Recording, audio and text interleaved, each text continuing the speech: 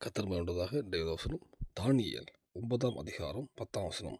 ஆனாலும் எங்கள் தேவனாகிய ஆண்டவரிடத்தில் இரக்கங்களும் மன்னிப்புகளும் உண்டு.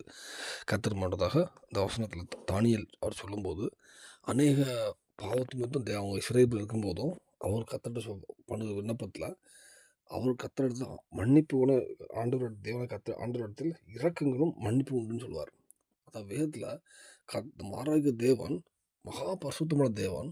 ஆனால் நம்மள்ட்ட பாவங்கள் இருக்கும்போதும் எந்த பாவத்தையும் மன்னிக்கிற தேவனாக இருக்கிறார். அவருடைய இரக்கங்கள் பெரியது.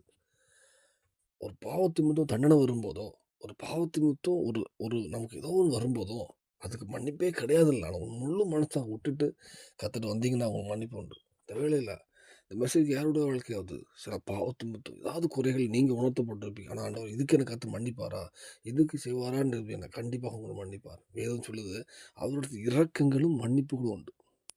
இரக்கம் ஆனால் நம்ம முழு மனசை கேட்கணும். எந்த பாவம் முழு மனசை கேட்டு விட்டா கண்டிப்பாக தேவன் மன்னிக்க தேவனாக இருக்கிறார். இஸ்ரவேல் ஜனங்கள் பாவம் செஞ்சு அவங்க ரொம்ப ரொம்ப அவங்கள அநேக இடத்துல சிறையில் போய் எல்லாரும் பட்சிக்கப்பட்டாங்க. எல்லாரும் வந்தாங்க, எல்லாரும் மரித்து போனாங்க நிறைய பேர். அப்படி இருக்கும்போது அவங்க மறுபடி கர்த்தரை நோக்கி பார்க்கும்போது தேவன் அவங்களுக்கு இறங்கினார், மன்னித்தார், மறுபடியும் அவங்களை எழுப்பி கட்டினார். இந்த வேளை நம்ம வாழ்க்கையும் நம்ம ஏதாவது உணர்த்தப்படுமானால், நம்ம வாழ்க்கை ஏதாவது இருக்குமானால், நம்ம ஐயோ அந்த என்னையை தேவன் மன்னிப்பாரா, இந்த பாவத்தை மன்னிப்பாரா அப்படின்னு யோசிச்சிருந்தீங்கன்னா உண்மையாக முழு இதயத்தோட கர்த்தரை திரும்புங்க. கண்டிப்பாக இந்த வேளையில் உங்கள் பாவத்தை தேவன் மன்னிப்பார். ஒரு புதிய ஆரம்பத்தை கொடுப்பார். சாட்சியாக மாட்டுவார். அந்த பூமியில் ஒரு சாட்சி உள்ள வாழ்க்கை தருவார். பரலோகத்தை ஆயத்தப்படுத்துவார். நம்ம வாழ்கிற நாட்களில் இனி வந்து பாவம் செய்யாதபடி ஒரு பரிசுத்தமான வாழ்க்கை வாழ அர்ப்பணிப்போம். தேவன் கிருபை செய்வாராக. ஆமென்.